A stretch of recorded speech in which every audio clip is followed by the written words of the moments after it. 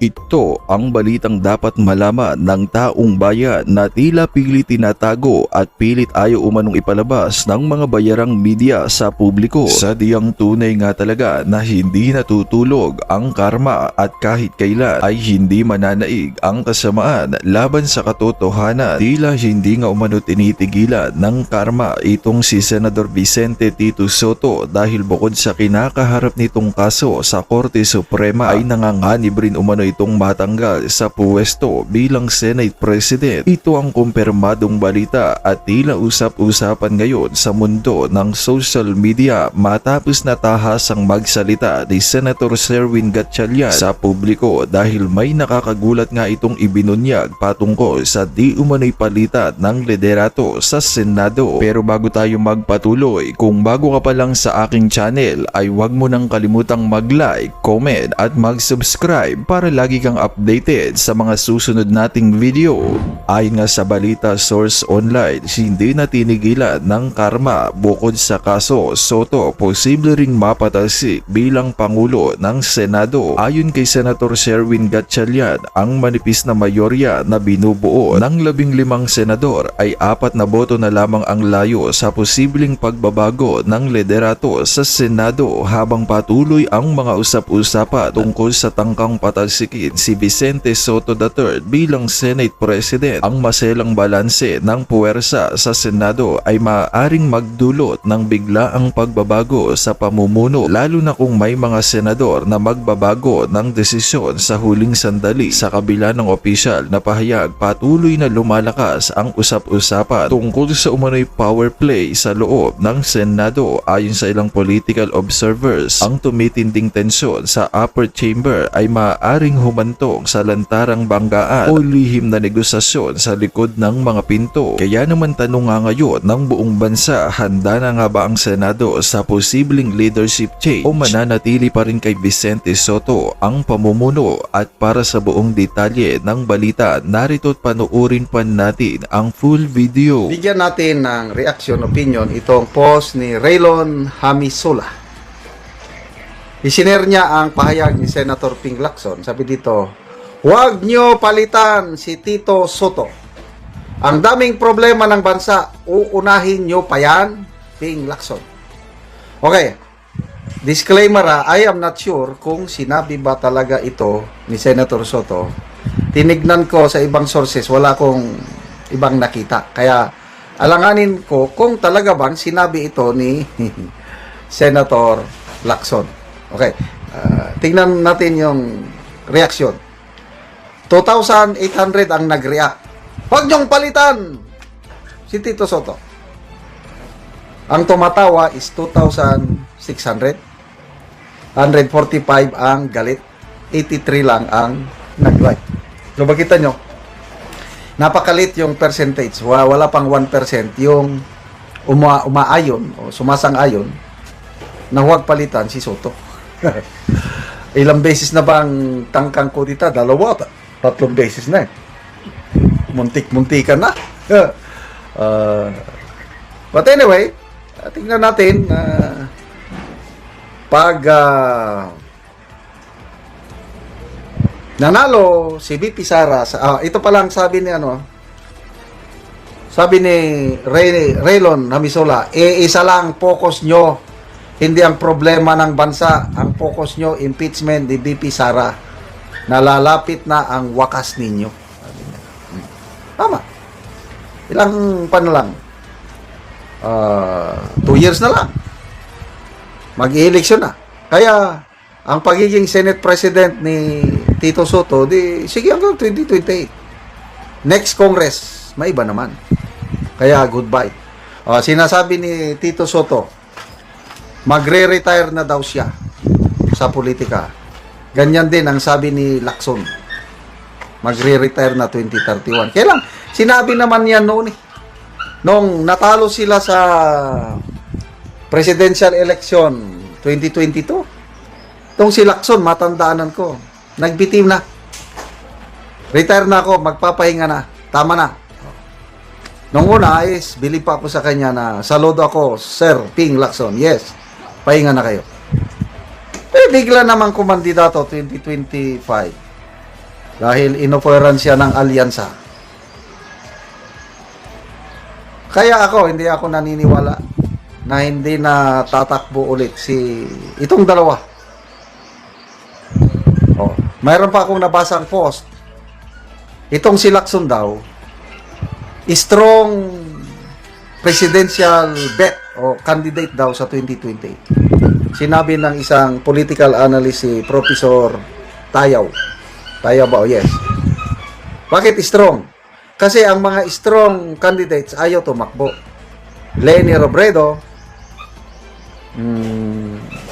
ano to? Rapi Tulfo, mga malalakas na makakalaban ni BP Sara, kailang paulit-ulit nilang sinasabi na hindi sila tatakbo. So, sino ngayon ang malakas? Itong mga interesado, Risa Hontiveros, ang hina naman. Siya lang ang may gusto. Ang taong bayan ayaw sa kanya. Mababa ang kanilang rating sa survey.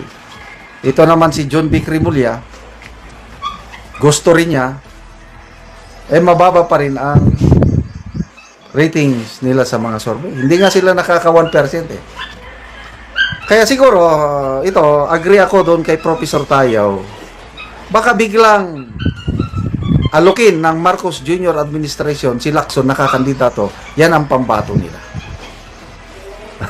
So wag po tayong mabibigla, biglang Lacson for president, pangatlo na ito. Unang sabak niya is 2004. Laban nila ni Gloria Macapagal Arroyo, Fernando Po Jr. Tapos siya. Pangatlo lang siya. Nakuha niyang boto, 3.5 million, around 10% lang. So, palpal. Talo. Pangalawang sabak niya pagka Pangulo, 2022. Pangilan siya? Panglima lang. If my memory is right, wala pa siyang 1 million votes. Parang 800 o 900,000 votes lang. So, abangan natin. 2028. Baka dark horse na sinasabi. Kasi, ang administrasyon, wala talaga eh. Rimulya, kahit balibalik ta rin pa nilang mundo. Lalo na si Romualdez. Sino to ba ang pwedeng tatakbo sa Marcos camp, ha? Vince Dizon, lalo na. So, may posibilidad na itong si Lacson ang maging pambato ng Marcos camp. But then, wala na. Basta hindi nila ma-impeach si BP Sara, which to me, imposibleng ma-impeach. Ma-convict. Kasi mai-impeach na siya eh. Yung botohan sa Kamara on Monday, wag na po tayong magtaka. Dahil sobra na sa 106 ang kongresistang nag-commit na pipirma sa kanyang impeachment. Kaya tuloy na yan. Trial na lang ang hintayin natin. Kailang imposible na makonvict si BP Sara sa trial. Kanina may nabasa akong post. 14 senators. Nasa tingin ko, sabi niya, my fearless forecast, boto ng not guilty. 5 Duterte Black, sabi niya. Tapos, magkapatid na Cayetano. Poros magkakapatid eh. Magkapatid na Estrada or Ejercito. Magkapatid na Villar. So, 11 na. Loren Legarda, Escudero, Villanueva. Ayan, 14. Yung nag-post. Dadagdagan ko lang din ng Subiri. 15 senators. Posibleng boboto sa acquittal ni BP Sara. Kaya panalo na tayo. Bigyan natin ng reaksyon, opinion ngayon itong post ni Christopher Barton. Sabi niya, my fearless forecast. Ang mga mag-boto, not guilty na senator judges kung matutuloy ang impeachment trial. Tinignan ko, 14. Isa-isahin natin kung tama ba itong fearless forecast ni Mr. Christopher Barton. Sabi niya, Duterte Black, 5. Bongo, Robin Padilla, Amy Marcos, Rodante Marcoleta, Bato de la Rosa. Agree ako niyan. Hindi yan matitibag.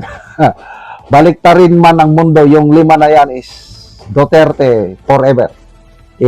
Kung may mga DDS, ito na yun. Die-hard Duterte supporters, itong 5. Okay. So, sino yung siyam na maidagdag sa Duterte Black? O, ito. Alan Peter Cayetano, Pia Cayetano, Loren Legarda, Chis Escudero, Joel Villanueva, JB Ejercito, Jingo Estrada, Mark Villar, and Camille Villar. Ano sa tingin nyo? Maasahan ba natin itong siyam? Isa-isahin natin. Yung magkapatid na Cayetano, para sa akin, maasahan. Nakita nyo nung nakidnap na si Tatay Digong? Ang talagang tumayo, of course, kasama si Senator Amy, ano? Nagtulungan, Senator Amy and Senator Cayetano, Alan Peter. Yung pag-imbestiga nila doon sa group effort, the 19th Congress ito, doon ko napatunayan ang loyalty ni Senator Alan Peter Cayetano kay Tatay Digong. Siyempre, running mate sila nung 2016 election. So dahil maka-Duterte si Senator Alan Peter, ang kapatid niya na isa ring independent-minded, it goes along na silang magkapatid, boboto, acquittal ni VP Sara. Okay. Dito tayo kay Loren Legarda. Marami na akong nabasang post na ang isa daw sa mentor ni VP Sara ay itong si Loren Legarda.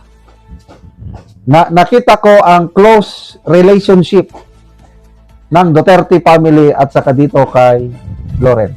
Kaya itong si Congressman Libeste, very proud siya to call himself as DDS. Lalo na ngayon na iniipit na ng Marcos Jr. administration si Congressman Libeste, sinisira nila kung anong klaseng paninira ang binabato sa kanya, sinampahan na nila ng kaso. Ngayon, nagalit ang inahan. So, sumausaw na rin siya. Nag-file na siya ng resolution para paimbestigahan ang mga problema ng pamimigay ng ayuda sa Batangas. So, ako, nakikita ko, sure ako, Senator Legarda, boboto ng acquittal. So, 5 plus 3, 8 na yan. Isa na lang. Itong magkapatid na Ejercito, JB Ejercito at Jingo Estrada. Mulat sa pulpa ito. Kahit nung 19th Congress, very vocal sila na against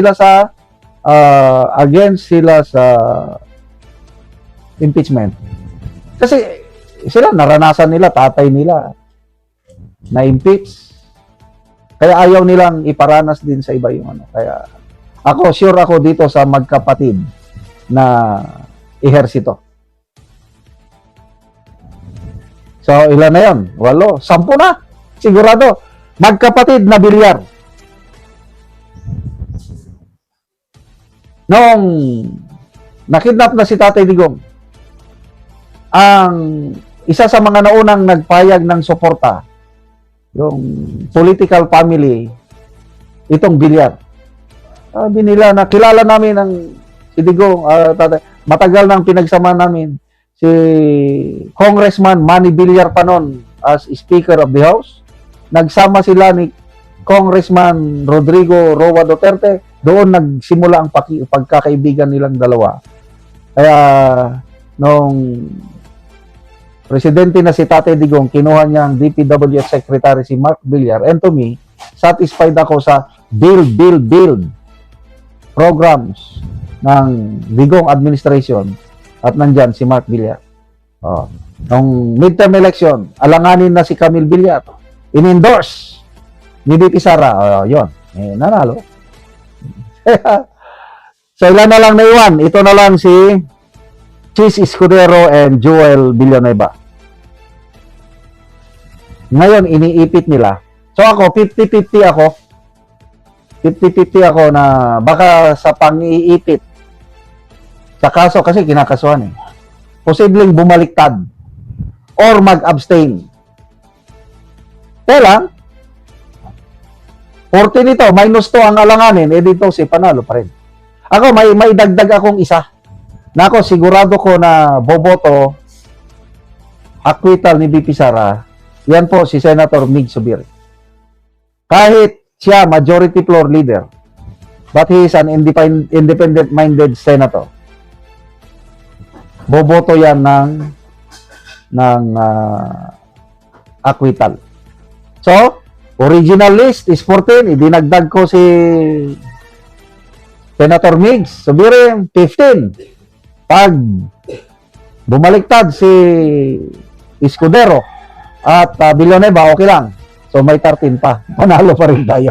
Bigyan natin ng reaction opinion itong post ni Kaired Bautista. Isinare lang niya ang pahayag ni Senator Vicente Soto. Sabi niya, ako dapat paniwalaan nyo. I am the only senator in the Philippines that has been elected 5 times. Pinagmayabang pa 5 beses. Kaya sabi ni Kaired Bautista, mula Apari hanggang Hulo, itanong mo kung may naniniwala sa iyo. Tingnan natin ang people's reaction. Makikita mo dito eh. 5,800 ang nag-react. 5,600 ang tumatawa. 109 ang galit. 53 lang ang nag-like o naniwala sa kanya. Wala pang 1%, Mr. Senate President, ang naniniwala sa iyo dito sa post na ito. Well, congratulations. Dahil, totoo nga, ang tagal mo ng senador. Ano naman ang naitulong mo sa taong bayan? Wala akong maalala eh. Parang si in fairness, kay Senator Lito Lapid, matagal-tagal na rin siyang senator. Halos magkabats lang sila ni Tito Soto. Ho. So ano ngayon? Dahil matagal na kayong senator ni Lito Lapid, paniniwalaan namin kayo, no way. Ay, nako. Lalo na ngayon, itong issue sa flood control, issue sa mali-maleta, naisama sa pangalan, nakatanggap ng 5 maleta, Soto. Tapos, ang sabi niya, hindi ko, yan, I will not give, ano bang sabi niya, hindi ko yan papansinin, baka paniwalaan pa ng misis ko, gano'n lang. Kung ako ang Senate President, paratangan ako ng nakatanggap ng maleta, sasampan ko ng kaso yung nagparatang. Bakit hanggang ngayon wala siyang naisampang kaso? Yan ang tanong. Well, ayaw niyang sampahan. Karapatan niya yun. Kaya lang, ulitin ko, kung ako yung pinaratangan at I am sure of myself na hindi ko ginawa yung paratang, sasampan ko talaga ng kaso. And believe ako sa mga nagsampa ng kaso. Kaya lang ang karamihan sa mga napangalanan hindi nagsampa.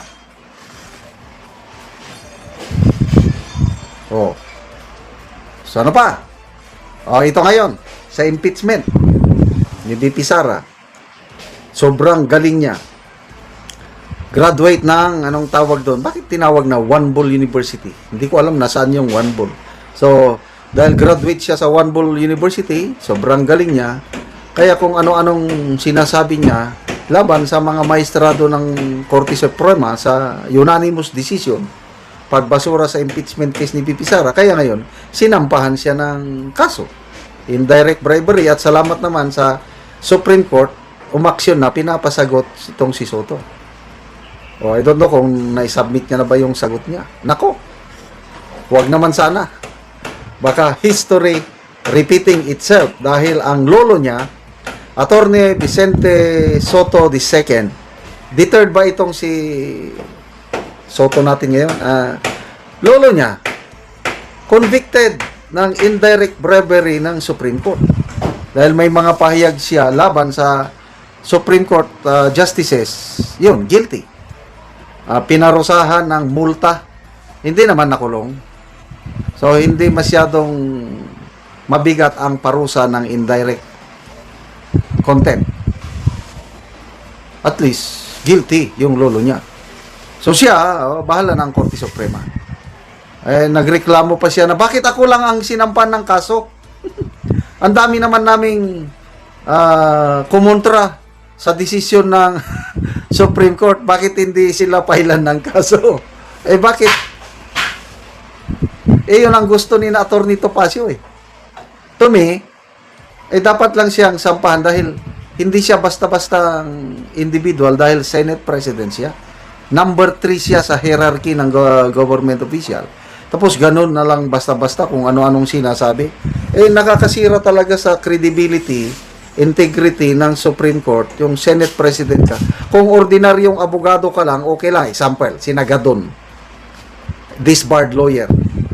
Sinampahan ng ganyan din, indirect contempt. Hindi naman inaksyonan ng Korte Suprema. Sino pa? Sindanya, kongresista, party list. Richard Hidarian. Pare-pareha silang sinampahan ng kaso ng indirect contempt. Up to now, walang aksyon ng Korte Suprema. Ibig sabihin, ito, opinion ko lang na isang tabi na lang, wag na lang yan. Bakit siya? Nagdesisyon ng NBank. Sagutin mo. Sagutin mo itong kaso sa'yo. Sinagot na siguro. Kasi 10 days naman. Yan, abangan na natin. Paniwalaan nyo ako! 5 times akong nanalo. So what kung 5 times? Basta ako, never na bumoto ako dito kay Soto dahil alam ko nga, komedyante. Yan, sina Soto, Senator Lapid. I don't know kay Pacquiao kung binutuhan ko ba. Dahil pambansang kamao, baka nabutuhan ko si Pacquiao. Kaya lang nagsisi ako dahil wala ring nagawa si Pacquiao. So, congratulations po, SP Soto, for being the only senator in the Philippines. Voted 5 times. Accomplishment po yan. Saludo ako, but hindi pa rin ako maniniwala sa iyo. Kaya naman anong masasabi mo sa balitang ito? Kung mayroon kang hinaing at komento ay mag-comment ka lamang sa ibaba ng videong ito. Maraming salamat.